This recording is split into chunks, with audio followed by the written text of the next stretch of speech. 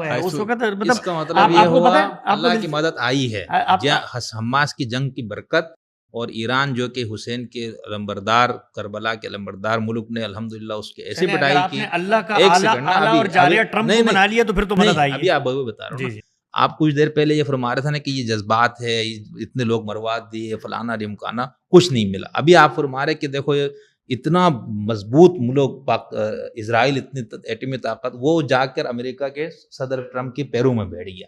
یعنی یہ کون کیڑی برکت ہے بقول آپ کی زبان میں کہ جس میں جو کچھ مل رہا ہے وہ مل بھی اسی کو رہا ہے، یعنی مار بھی وہ رہا ہے، مدد بھی وہ لے رہا ہے، مل بھی اس کو رہا ہے. شکری صاحب نے ایسا کر دیا کہ آپ ہمیں اچھے لگ رہے ہیں. یہ دیکھیں، یہ برکت ہے یار. سلامتی ہے ان آنکھوں پہ جو ہدایت پہ نظریں جمائے بیٹھی ہیں، ان کانوں پہ جو ذکر خیر کے منتظر رہتے ہیں، اور ان قدموں پہ جو ہدایت کی راہ پہ گامزن ہیں. اس چیپٹر پہ ایک سوال ہے نا، آپ نے بار بار آل یعقوب پر یہ کہا کہ خدا کی پھٹکار، خدا کی لعنت. اب وہ جو آیت آپ لوگ پیش کرتے ہیں نا، ضربت علیہم الذلۃ والمسکنۃ وباؤوا بغضب من اللہ الا بحبل من اللہ وبحبل من الناس، وہ جو سورہ، ایک اور جگہ بھی وہ جو سورہ بنی اسرائیل.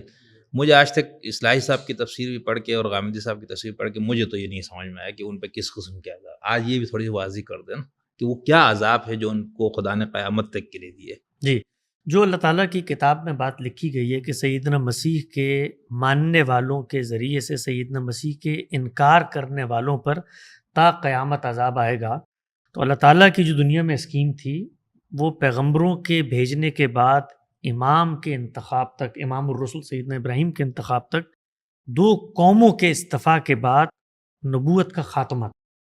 بنی اسرائیل تھی، بنی اسماعیل. بنی اسرائیل کو اس کے منصب سے معزول کیا گیا. اس معزولی پر جو ان کی 3000 سالہ تاریخ ہے، اللہ تعالیٰ نے دنیا میں تا قیامت اپنی ایک نشانی قائم رکھنے کے لیے ان پر ایک قومی حیثیت میں عذاب کی نوید قرآن مجید میں سنائی ہے. کتنا لمبا جملہ بولا ہے میں نے بغیر پوز کے. 2.5 کلومیٹر احمد جاوید صاحب کی کرسی پہ بیٹھنے کا اثر ہو گیا. 2.5 کلومیٹر لمبا جملہ. تو نہیں، لیکن وہ آپ یہ ثابت کریں نا کہ کیا وہ آج تو ایسا لگ رہا ہے ان کا مونولوگ ہی چل رہا ہے، ہم تو سن رہے ہیں.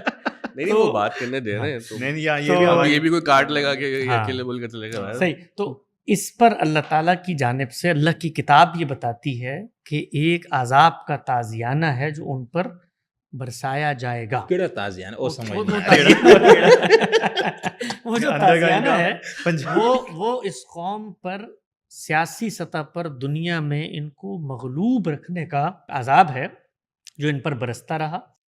سیدنا مسیح کی آمد کے ساتھ ایک دوسرا معاملہ ہوا. وہ معاملہ یہ تھا کہ جس وقت جی تو سیدنا مسیح کی آمد کے ساتھ اس قوم کے ساتھ ایک دوسرا معاملہ ہوا کہ جس وقت کسی قوم میں اللہ رسول بھیجتے ہیں تو اس کی جو امیڈیٹ آڈینس ہوتی ہے اس پر بھی عذاب آتا ہے. تو 2 پہلوؤں سے آل یعقوب پر عذاب کا تازیانہ برسایا گیا. ایک سیدنا مسیح کا انکار، اور دوسرا قوم کی حیثیت سے اس منصب کو فراموش کرنا جو شہادت کا منصب تھا. سیدنا مسیح کی حیثیت میں جو عذاب آیا وہ تیتس رومی کے اس طاقت کی صورت میں آیا جس کی پیشن گوئی بائبل میں سیدنا مسیح خود کر کے گئے ہیں کہ یہ بچہ جوان نہیں ہوگا کہ ابن مریم لوٹے گا، اور وہ عذاب وہاں پر آیا. جو دوسرا عذاب ہے وہ قرآن مجید یہ بتاتا ہے کہ عذاب کا تازیانہ برستا رہے گا. وہ کیسے برسا اس کا جواب استقصا کرتے ہیں تو معلوم یہ ہوتا ہے کہ قومی سطح پر جب یہ کہا نا کہ ان کے ماننے والوں کو ان کے نہ ماننے والوں پر غلبہ دیا جائے گا، تو غلبہ کیسے دیا جاتا ہے؟ غلبہ ہمیشہ سیاسی سطح پر کسی کو برتری دے دی جاتی ہے، دوسرا سیاسی سطح پر اس کا مغلوب ہو جاتا ہے. اور جب اللہ تعالیٰ نے بتایا کہ یہ تا قیامت ہوگا تو اس کا مطلب یہ ہے کہ یہ ہلاکت نہیں ہوگی، ورنہ تو عذاب تا قیامت چل نہیں سکتا نا، ورنہ تو ایک قوم کا آپ خاتمہ کر دیں. تو غلبہ دیا جائے گا اور تا قیامت بقا میں رہیں گے. یہ اس کا مطلب یہ کسی کے باج گزار بنیں گے. کوئی ہے جو ان کے معاملات دیکھے گا. وہ کون ہے؟ وہ قرآن مجید میں بتایا مسیح کے ماننے والے ہیں. یہ قرآن کا دعویٰ ہے. اس دعوے کو خارج میں جا کر دیکھیں، بالکل مطابقت احوال 100%.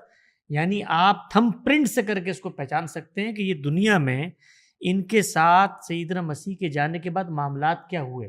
مسیحی اقوام ہے، اور آج بھی آپ یہ دیکھیے آج کے دن بھی وہی مسیحی ٹرمپ ہے، جو بیٹھ کر یہود کی تقدیر کا فیصلہ کر رہا ہے. آپ کی تقدیر کا بھی وہی فیصلہ کر رہے ہیں. ہمارے آل اسماعیل کے بھی بنی اسماعیل پر بھی عذاب آتا ہے. ہم نے بنی اسماعیل پر بھی عذاب کی ایک نوعیت ہے, وہ الگ بحث ہے, وہ آپ کا سوال اس وقت نہیں ہے, پہلے تو اس کو حل کر لینا.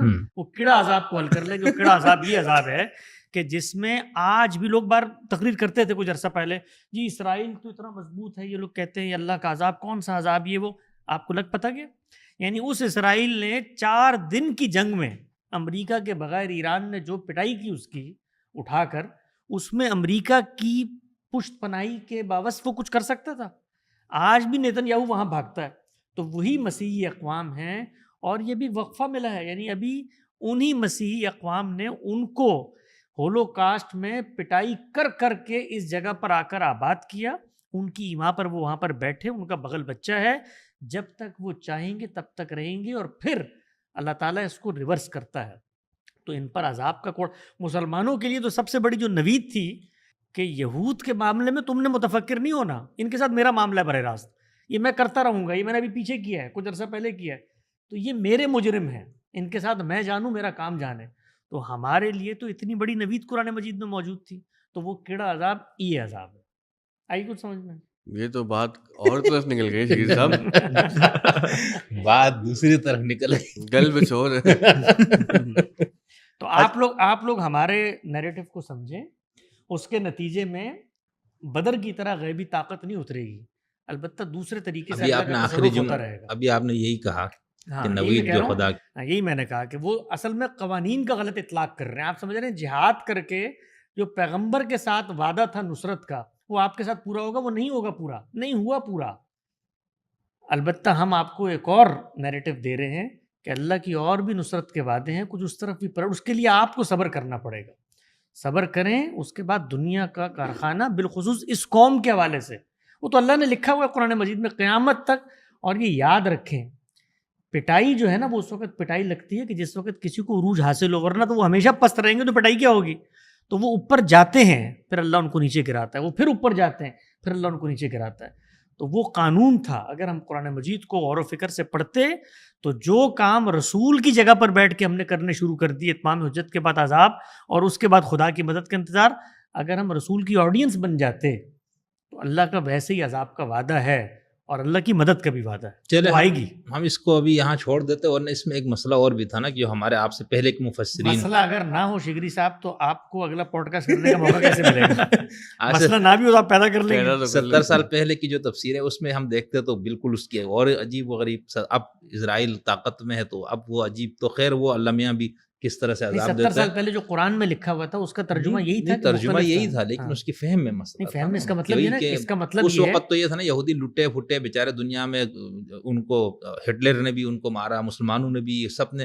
مسلمان تو اس بات پہ خوش تھے نا کہ بھائی ان کو تو اللہ نے پیدا ہی پٹائی ہونے کے لیے, لیکن جب ریاست قائم ہوئی تو سارے مسلمان پریشان ہو گئے, یار اللہ نے تو وعدہ کیا تھا کہ ان پہ مسلط رہنا. اللہ نے یہ وعدہ تو نہیں کیا, اللہ نے تو کہا قیامت تک ہوگی, اس کا مطلب زندگی ملے گی, ورنہ تو خاتمہ ہو جائے نا. ہاں, لیکن اس میں یہ تھا نا کہ یہ ذلت اور مسکنت, اور اس وقت اللہ کا شکر ہے کہ آپ کے تمام مسلمان ممالک سے زیادہ وہ امیر بھی ہے, اس میں کوئی ذلت نہیں ہے, نہ اس کے اندر مسکنت ہے. جو ذلت وہاں پر ہے, یہ جس کو آپ لوگ یہ سمجھتے ہیں نا, یعنی ذلت اس سے بڑھ کے کیا ہو سکتی ہے کہ ایک ملک جو پچھلے 2 سال سے حالت جنگ میں ہے, اس کی ذلت کا عالم آپ دیکھیں کہ وہ عالمی برادری کے قدموں میں جا کر بیٹھا ہوا ہے. اس وقت اس کا مطلب یہ ہوا اللہ کی مدد آئی ہے, حماس کی جنگ کی برکت, اور ایران جو کہ حسین کے لمبردار, کربلا کے لمبردار ملک نے الحمدللہ اس کے ایسے پٹائی کی. اللہ کا اعلیٰ اور جاریہ ٹرمپ کو بنا لیا تو پھر تو مدد آئی ہے. ابھی آپ بتا رہا ہوں, آپ کچھ دیر پہلے یہ فرما رہے تھے نا کہ یہ جذبات ہے,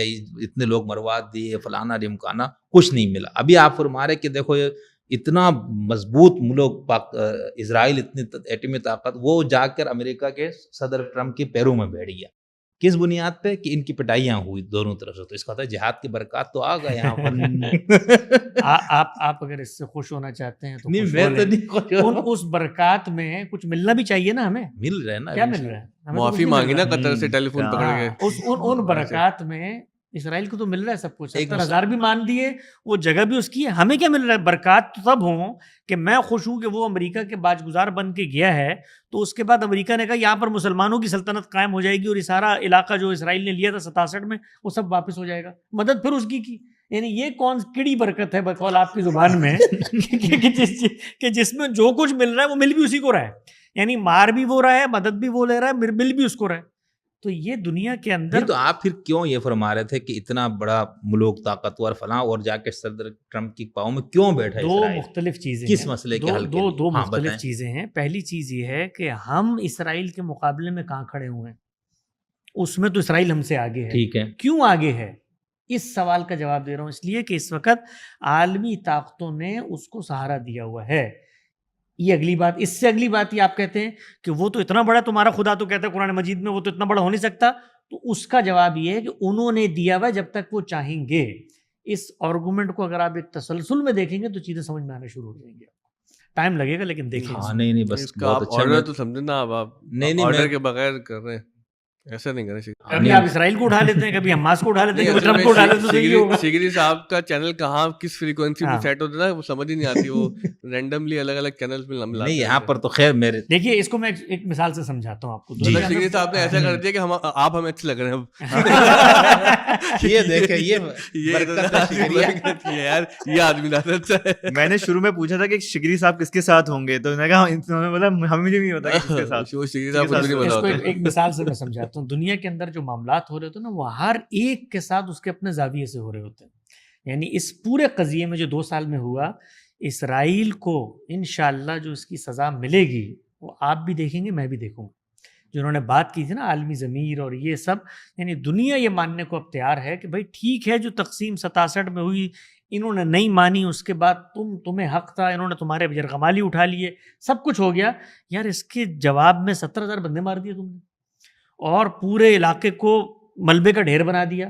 تو اس سے ان کے خلاف جو کچھ دنیا میں ہونا, یہ اللہ نے لکھا ہوا ہے, وہ ہو رہا ہے اپنی سطح پر, وہ ان کا عذاب ہے. تکوینی امور ہے. یہ بالکل ایسے ہی ہے کہ اللہ کے پیغمبر کے انکار پر, سولی چڑھانے پر اللہ کیا کہتا ہے, میرے شدید طاقتور بندے میں نے ان پہ مسلط کر دی, اولی باسن شدید. وہ اولی باسن خدا کو مانتے نہیں تھے, تیتوس رومی تھے. اللہ کہہ رہا ہے میرے بندے تھے, میں نے تم پہ مسلط کر دیے. تو وہ تیتوس رومی کا اپنا امتحان تھا کہ وہ ناحق جنگ کرتا ہے تو اللہ اس کو پکڑے گا. اس جنگ کو اللہ تعالیٰ نے کیسے بیان کیا, یہ تم پر اس لیے ہو رہی ہے کہ تم نے میرا انکار کیا تھا. تو اسرائیل ہمارے بچے کیوں مار رہا ہے, اس لیے کہ ہم نے اللہ کی نعمت پر شکر گزاری نہیں کی, اور جو وہ بچے مار رہا ہے اس کے ساتھ جو کچھ دنیا میں ہو رہا ہے وہ اس کا امتحان ہے. تو ہر کوئی اس دنیا میں مارے زمین. لیکن ایسا بہتر یہ نہیں کہ جو زمین قصہ زمین برسر زمین رکھے. تو آپ اپنے ورلڈ ویو سے اللہ میں نکال دے تو مت لے کر آئیں. ہم تو مانتے ہیں. تو یہاں پر کہہ رہا ہوں نا, ایک طرف کہہ رہا اللہ نے ان کو قیامت تک کے لیے کر دیا. جب میں نے کہا بھائی نہ ضربت علیہم الذلہ ہے نہ مسکن ہے, تو آپ نے اس وقت نہیں ہے نا, اس وقت نہیں, آج سے 50 سال پہلے یوم القیامہ کہا تھا نا. نہیں, یوم القیامہ کا مطلب کیا ہے کہ اگر ذلت اور مسکنت آپ نے, اور میں آپ سے اگلی بات پوچھتا ہوں, وہ ذلت اور مسکنت جو آپ کو اس وقت ظاہر میں نہیں لگ رہی, اس کی حقیقت میں آپ کو بتاتا ہوں کہ جس وقت آپ کبھی دیکھیے گا, آپ اس کو پڑھیں, یہ جو دنیا کے اندر معاملات ہوتے ہیں نا, وہ ان کو امریکہ کی تائید اس وقت جو آپ کو لگتا ہے کہ نہیں اسرائیل دنیا میں یہ وہ, کبھی اس کے بارے میں پڑھیں کہ اس کے لیے اس قوم نے محنت کیا کی. ٹھیک ہے, اس کا ہمیں انکار نہیں ہے, انکار نہیں. اور اگلی بات کر رہا ہوں, وہ محنت خاتمے کی طرف کیسے بڑھتی ہے. اور انشاءاللہ آپ تصور کر سکتے ہیں کہ کسی صدر کو بٹھا کر اس سے کہا جائے ٹیلی فون کر کے ذرا سوری بولو. انشاءاللہ یہ ہوتا ہے دنیا میں, طاقت کے باوجود ہوتا ہے, ایٹمی قوتوں کے ساتھ ہوتا ہے, ہمارے ساتھ کرتے ہوئے 100 دفعہ لوگ سوچتے ہیں. ویسے تو ذلہ کا دلیل تو ثابت کر دیا. نہیں ویسے تو اللہ یہ ابھی یہ لوگ تو ویسے آپ ان کو مسیحی نہ کہیے تو ملحدین ہے, اور انشاءاللہ کچھ سالوں کا. کس نے کہا آپ کو ملحدین؟ چلو میں وہی کہہ رہا ہوں, ابھی اگر اس طرح نہیں ہے تو انشاءاللہ کچھ عرصے یہ اہل کتاب ہیں جو اپنے آپ کو اہل کتاب کہتے ہیں. جب مکمل ملحد بنے گا تو اس وقت آپ لوگ کیا تاویل پیش بنے گا تو دیکھ لیں گے. یہ کیا بات ہوئی بھائی, تو ہمیں تو بھائی کیا وہ حادثہ جو ابھی پردہ افلاک میں ہے, میں آپ سے پوچھوں گا اسرائیل جب ملحد بنے گا پھر کیا ہوگا. خیر میں یہ دوسری طرف ہم بات امریکہ سے زیادہ اپنے مریدوں کا خیال ہے.